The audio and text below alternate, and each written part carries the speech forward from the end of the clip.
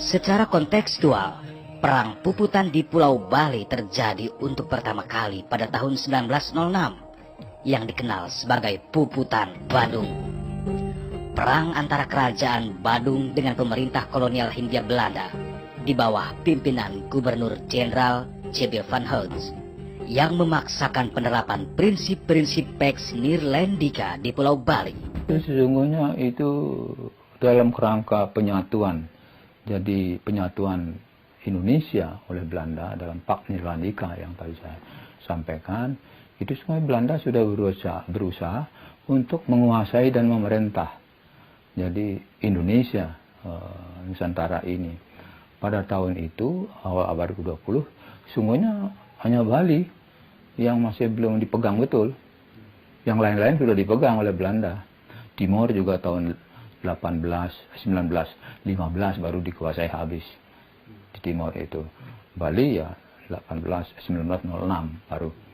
Nah, dalam kerangka itu Belanda berusaha mencari-cari alasan untuk bisa melakukan melakukan penekanan terhadap raja-raja di Bali, masyarakat Bali dengan melakukan itu.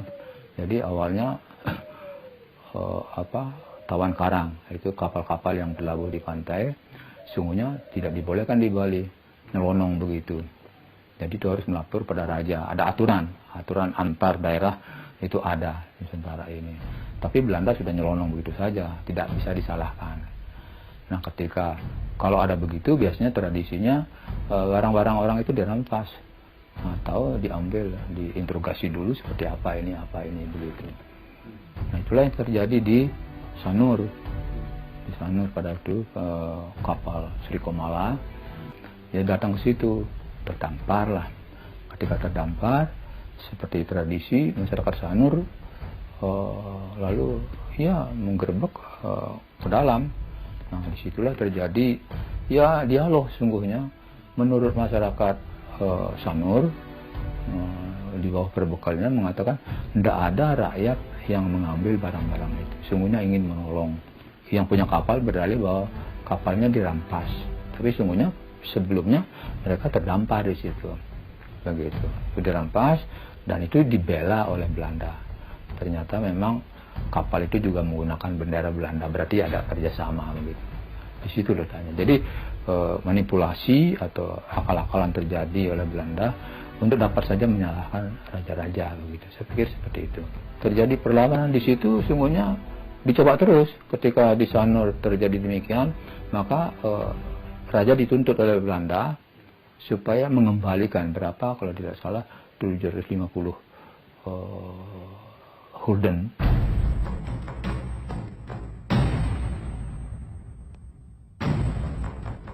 Untuk membuktikan mereka benar-benar tidak bersalah, 2.800 rakyat Sanur bersumpah di sebuah pura bahwa mereka tidak merampas isi kapal.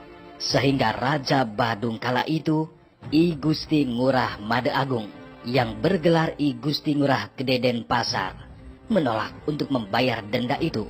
Raja sungguhnya bukan karena uang. Kalau uang barangkali ada.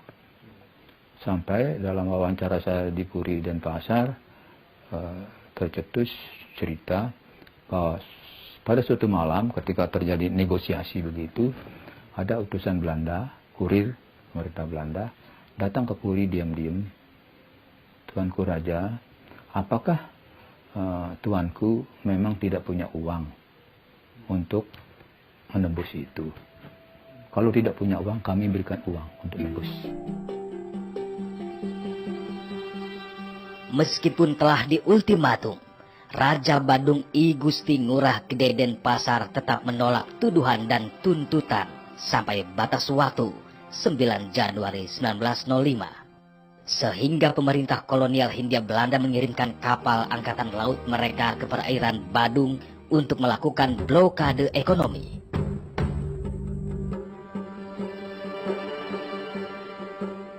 Blokade ini menimbulkan banyak kerugian bagi kerajaan Badung, sehingga Raja Badung menuntut balik pemerintah kolonial atas kerugian akibat blokade itu. Upaya diplomasi pun dijalankan, namun gagal. Akhirnya pemerintah kolonial Hindia Belanda mengirimkan pasukan perang mereka ke Pulau Bali. Ancaman dari Gubernur Jenderal di Batavia tidak sedikit pun mengubah pendirian Raja Badung. Sekalipun pemerintah kolonial Hindia Belanda di Batavia mengeluarkan surat perintah untuk melakukan ekspedisi militer pada tanggal 4 September 1906, Raja Badung telah siap menanggung resiko demi membela kedaulatan kerajaan. Didahului pernyataan sumpah menurut agama Hindu, Raja dan rakyat Badung lebih yakin untuk melawan pemerintah kolonial Hindia Belanda. 12 September 1906, ekspedisi militer kelima Belanda tiba di Selat Badung dengan armada berjumlah 16 buah kapal, yaitu 9 buah kapal perang dan 7 buah kapal pengangkut. Seluruh personel yang ikut dalam ekspedisi itu berjumlah 3.053 orang, terdiri atas 2.312 orang serdadu militer dan 741 orang sipil, termasuk pula wartawan-wartawan perang. Sore harinya, pihak Belanda mengirim kurir untuk menyampaikan ultimatum kepada Raja Badung agar menyerah dalam tempo 2 kali 24 jam. Ultimatum ini ditolak tegas, sehingga pasukan Belanda mulai menyerbu kerajaan Badung. Pasukan Belanda mendarat di pantai Sanur pada tanggal 14 September 1906. Pabean Sanur diduduki, kemudian dijadikan benteng pertahanan untuk melakukan serangan ke arah Puri Kesiman, yang menjadi benteng terdepan kerajaan Badung. Meskipun dihujani tembakan meriam, segenap rakyat Badung telah siap berperang. Mereka bersiaga di benteng-benteng pertahanan di depan Puri Kesiman, Puri Denpasar, dan Puri Pemecutan. Dengan gagah berani, tanggal 15 September 1906, Laskar Badung yang dipimpin I Gusti Gede Ngurah Kesiman menyerang benteng pertahanan Belanda di desa Sanur. Terjadi pertempuran hebat yang memakan korban di kedua belah pihak.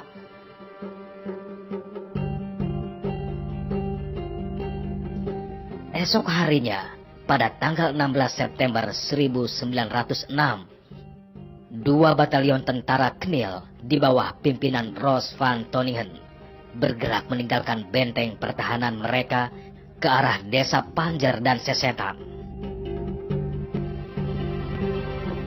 Sebagian pasukan yang lain bergerak ke arah Kesiman. Sepanjang perjalanan, pasukan Hindia Belanda mendapat perlawanan sengit dari rakyat dan Laskar Badung.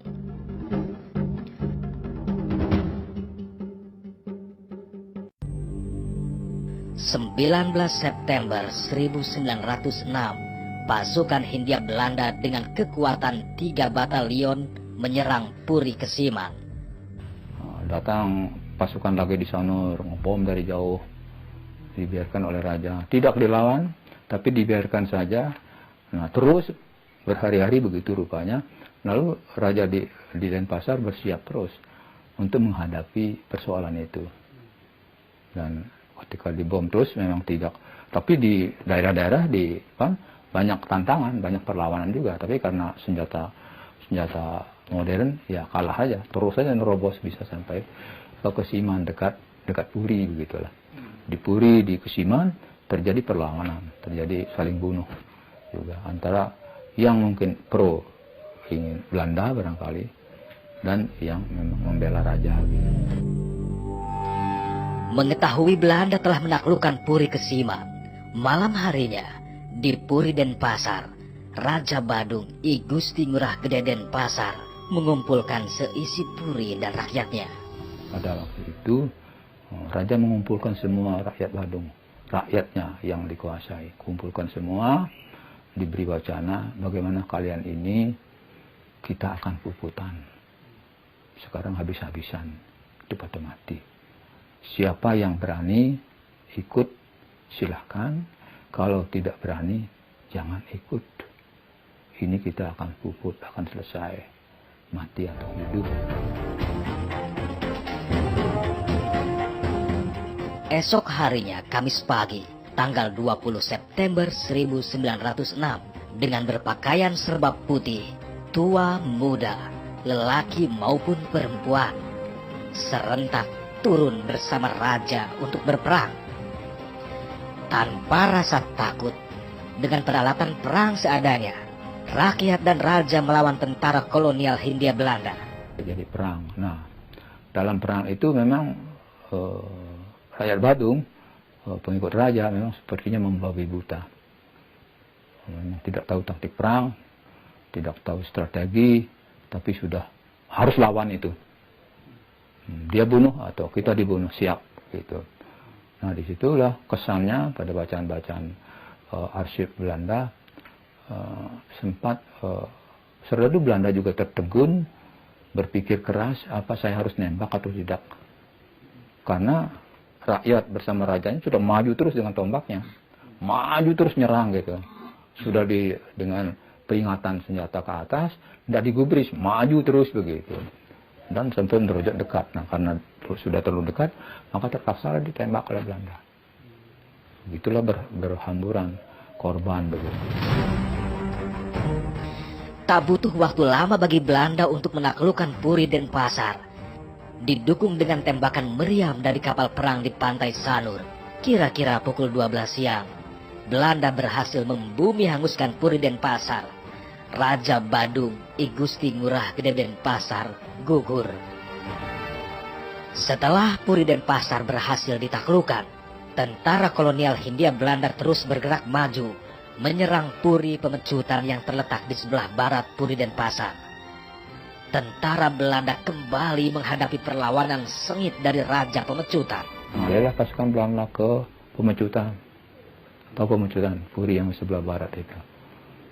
Di Pemecutan juga sudah diintai oleh pasukan Pemecutan. Karena ada dua raja pada waktu itu. Sama-sama siap di istananya sendiri gitu. Jadi begitu ada sungai, begitu turun, naik sungai, disitulah diserang oleh pasukan Puri, pasukan raja. Banyak korban para pasukan berkuda korban.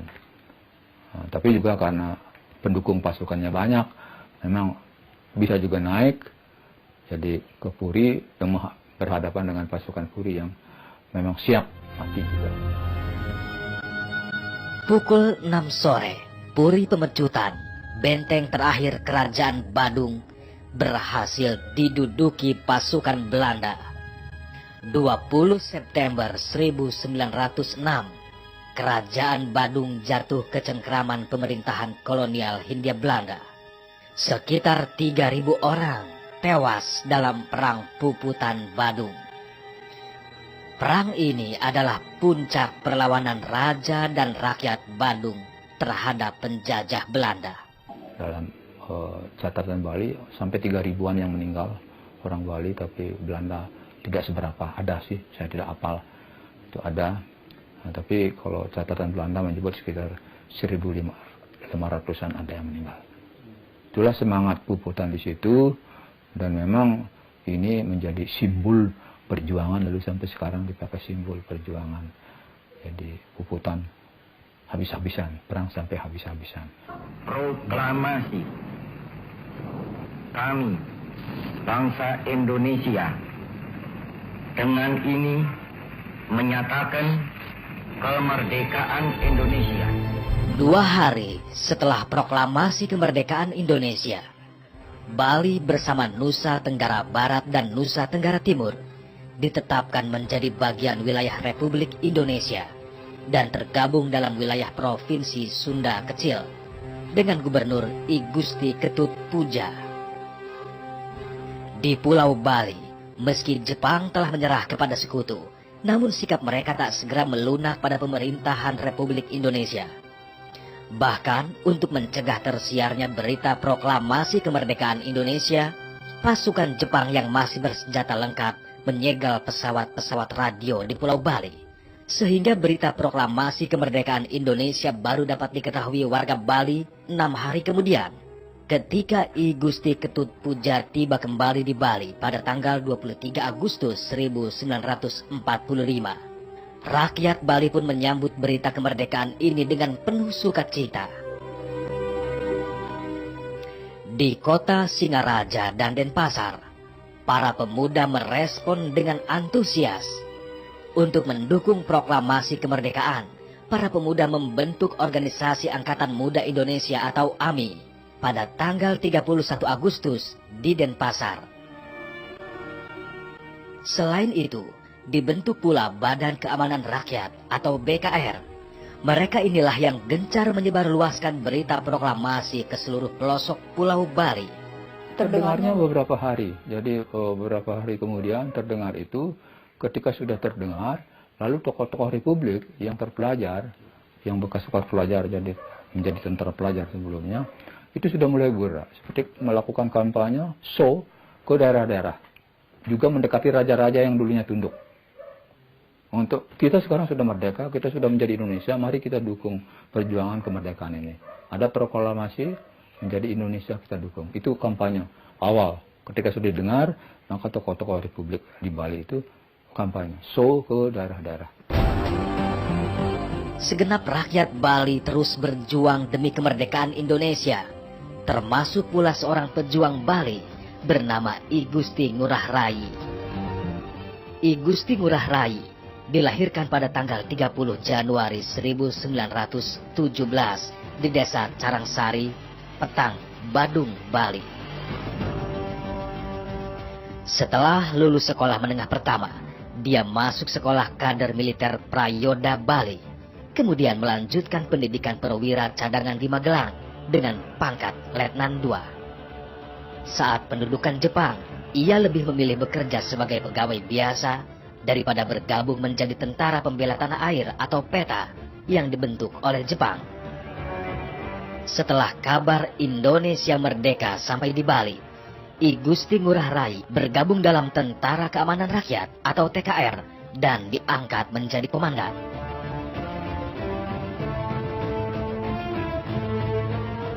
(18 Februari 1946), kelompok sekutu yang tergabung dalam Allied Force Netherlands East Indie atau AFNE datang ke Pulau Bali. Mereka berdalih menjadi badan yang akan melucuti persenjataan tentara Jepang yang saat itu kalah dalam Perang Dunia Kedua. Tanpa pertempuran, tentara sekutu berhasil menduduki Bali. Jepang pun secara resmi menyerahkan kekuasaannya kepada Mayor Jenderal Mansor, Komandan AFNE wilayah Jawa Timur, Bali dan Lombok. Keadaan berubah pada 2 Maret 1946 ketika pemerintahan Hindia Belanda atau Netherlands Indies Civil Administratie atau NICA dan batalion awak kapal Gajah Merah yang dipimpin Letkol Infantri F.H. Termulen mendarat di Sanur. Tentara yang awalnya datang untuk menggantikan tentara Inggris ternyata dengan cepat menduduki kota-kota di Pulau Bali dan menangkap para pemuda pro kemerdekaan. Suasana Bali kembali tegang. Gajah Merah itu kan tentara Belanda yang diistirahatkan lah selama pendudukan Jepang itu di Siam, yang diistirahatkan istilahnya. Tapi begitu Bersekutu menang, ya ini yang dikirim ke daerah sini, daerah Sunda kecil ini, termasuk Bali lah di situ. Itu yang dikirim sehingga ya, orang-orang yang tadinya ya ini keberingasan itu muncul. Ya, disitulah terjadi istilahnya insiden-insiden. Sejak kedatangan tentara Gajah Merah, perjuangan rakyat Bali mempertahankan kemerdekaan semakin berat. Apalagi para personel pemerintahan Hindia Belanda atau NICA berhasil mendekati sebagian raja-raja Bali untuk bekerja sama menentang kemerdekaan Republik Indonesia dengan mendirikan Laskar Anti-Republika. Belanda bermain mata dengan raja-raja, sehingga NICA itu memperoleh dukungan dari raja-raja, sebagian besar raja-raja. Ya, sebagian besar saya katakan. Ada raja yang mendukung Republik juga.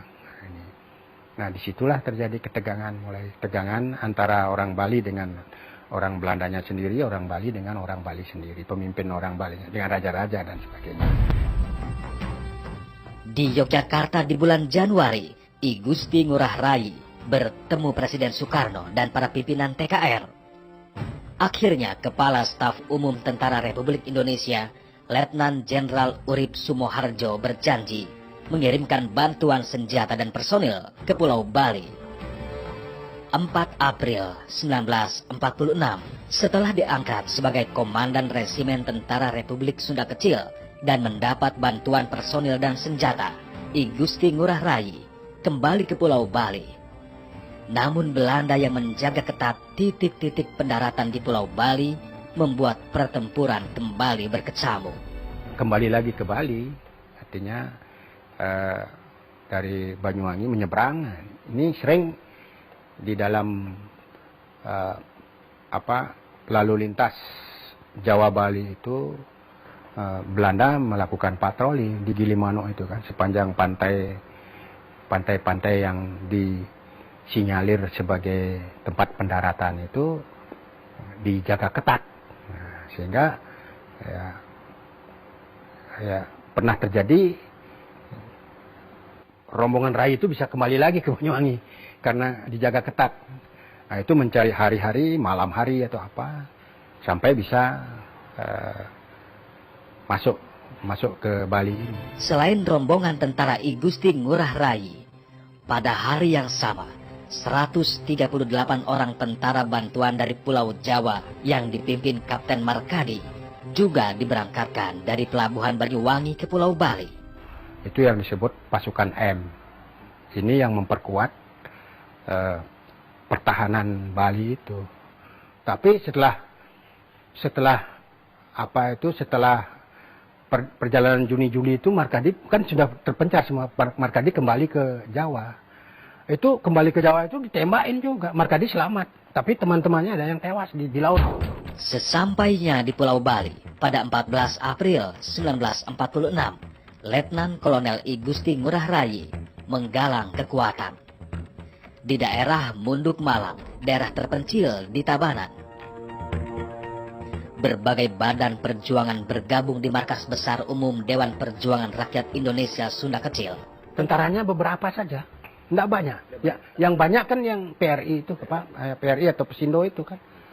Itu sehingga jumlahnya awal itu menurut catatan itu sekitar 800 orang. Ini terjadi likuidasi antara tentara dengan sipil. Artinya organisasi tentara, TRI, dengan organisasi sipil itu, PRI sama Pesindo itu. Ya, itu bergabung dia, berlikuidasi, membuat sebuah badan perjuangan. Nah, ini badan perjuangan yang diberi nama Dewan Perjuangan Rakyat Indonesia, DPRI itu. Ini yang melakukan gerakan perlawanan terhadap tentara nikah, artinya pemerintah nikah, ya, yang didukung oleh raja-raja. Sudah mulai di situ. Ini saya katakan tadi kan tegangan konflik ini semakin kuat konflik itu terjadi bulan April, Mei, Juni. Ya, ini Juni diputuskan. Nah, ini April, Mei ini sudah jadi kontak-kontak senjata. Itu namanya sudah mulai gerakan perang gerilya, sudah mulai itu. Sudah mulai meletus perang konflik itu sudah menjadi perang, artinya perlawanan gerilya lah itu. Ya, di Tabanan, Tangsi Tabanan ini terjadi kontak senjata. Di bawah komando I Gusti Ngurah Rai, berkali-kali para gerilyawan menyerang pos-pos Nika. Selama 1 bulan, setidaknya terjadi 5 pertempuran sengit. Masifnya serangan membuat gelisah para serdadu Belanda.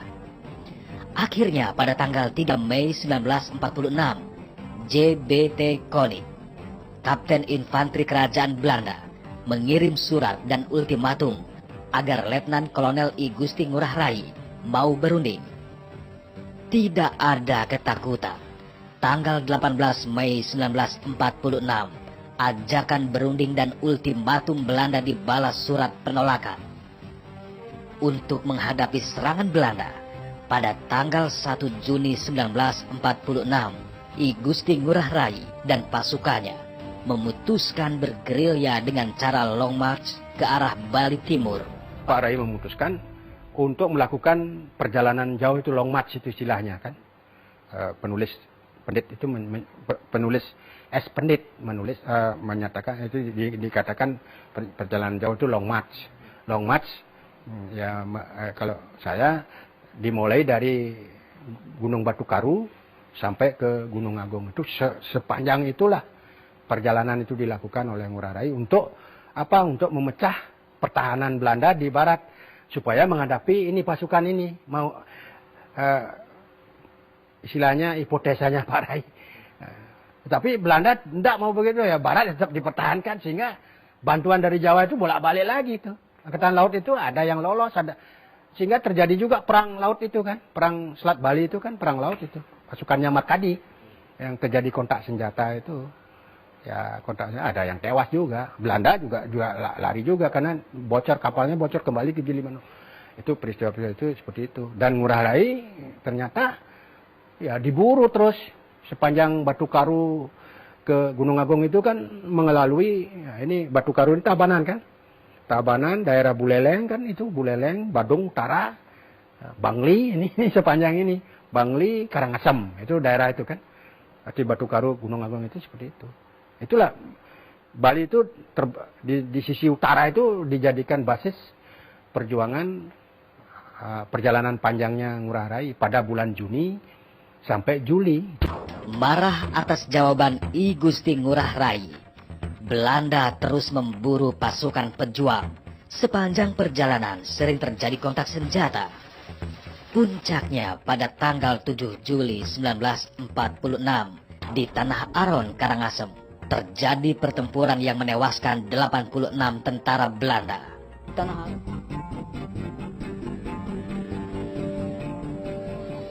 Setelah kemenangan gemilang di Tanah Aron, dalam keadaan kelelahan dan kelaparan, pasukan I Gusti Ngurah Rai terus bergerak. Karena bekal yang terus menipis, akhirnya pada tanggal 23 Juli 1946, I Gusti Ngurah Rai mengadakan rapat dan memutuskan untuk memecah pasukan menjadi kesatuan kecil dan memutar kembali ke arah barat. Linggarjati itu kan tahun 46 ya. 15 November 46. Jadi pada waktu itu di Bali kan sudah terjadi tekanan-tekanan militer. Jadi yang Ngurah Rai tetap bertahan, saya setia pada pimpinan pusat di Jakarta. Itu jawabannya. Jadi kalau mau urusan diplomasi, silahkan di pusat, jangan saya. Di sini tugasnya mengamankan situasi di daerah. Itu jawabannya. Tegas beliau itu. Jadi tidak mau diplomasi. Jadi ada pusat yang punya urusan diplomasi bilangnya. Jadi kita akan sudah tunduk dengan pusat soal keamanan. Kalau Anda di sini mengacau, membuatkan ricuh, maka kami akan hadapi sampai mati. Itu komentarnya pada tokoh Belanda di pemerintah Belanda di mana. Pikiran beliau sudah satu dengan Republik. Persoalan raja-raja membentuk NIT nantinya itu lain. Tanggal 18 November 1946, 2 hari sebelum terjadi perang besar di Tabanan, Letkol I Gusti Ngurah Rai dan Kapten I Gusti Wayan Debes sepakat untuk menyerang dan melucuti senjata di tangsi polisi Belanda di kota Tabanan. Dibantu oleh Wagimin, komandan polisi Nika yang memihak pemuda pejuang, tangsi dengan mudah ditaklukkan. Tangsi itu sungguhnya itu malam hari diambil. Itu karena sasarannya mencari senjata. Kepala polisi di situ, Wagimin namanya, sempat dibujuk oleh seorang wanita yang memang ikut berjuang. Pak dibujuk di mesin bahwa sekarang kita sudah merdeka begini. Kita harus siaplah membela kawan-kawan di sini sudah kompak untuk bergerak menghadapi kekuatan lawan. Karena itu Pak Wagimin itu orang Jawa, ya siap membantu. Dari situlah jadi dibiarkan tangsinya terbuka, malam-malam diambil senjatanya di bawah pengawasannya dia lalu keluar. Karena itu Pak Wagimin juga diserang oleh Belanda sampai meninggal gitulah. Serbuan terhadap tangsi polisi Belanda di Tabanan membuat Kapten JBT Koli marah besar.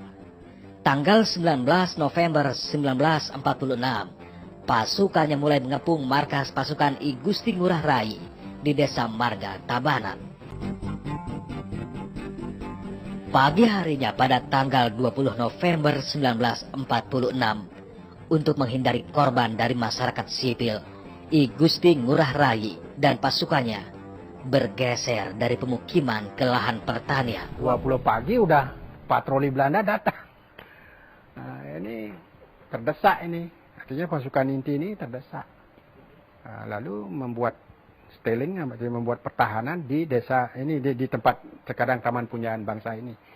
Istilahnya itu kan sawah itu, bahasa Balinya umekan namanya itu. Itu ditumbuhi pohon jagung itu, di situ bertahan. Pasukan Ciung Wanara ini bertahan. Tapi Belanda sudah mengurung. Desa Marga ini sudah dikurung dari berbagai penjuru, itu sudah dikurung. Di tanggal 20 itu sudah mulai bombardir lagi. Dikurung, tembak-menembak terjadi juga. Ya, ada korban, Belanda ada korban, di pihak Republik satu persatu korban juga. Bombardir semua. Ya, sampai siang terjadi. Mungkin sampai sore lah itu.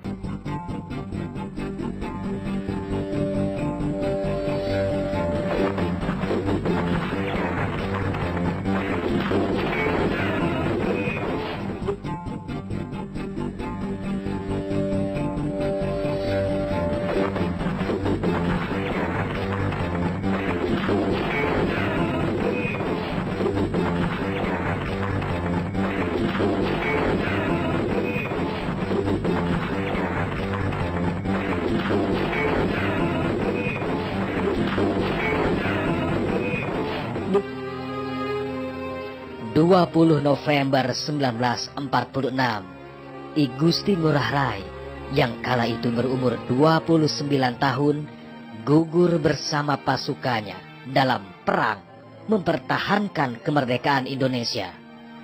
Sebuah perang membela kebenaran sampai titik darah penghabisan. Perang yang dikenal sebagai Perang Puputan Margarana.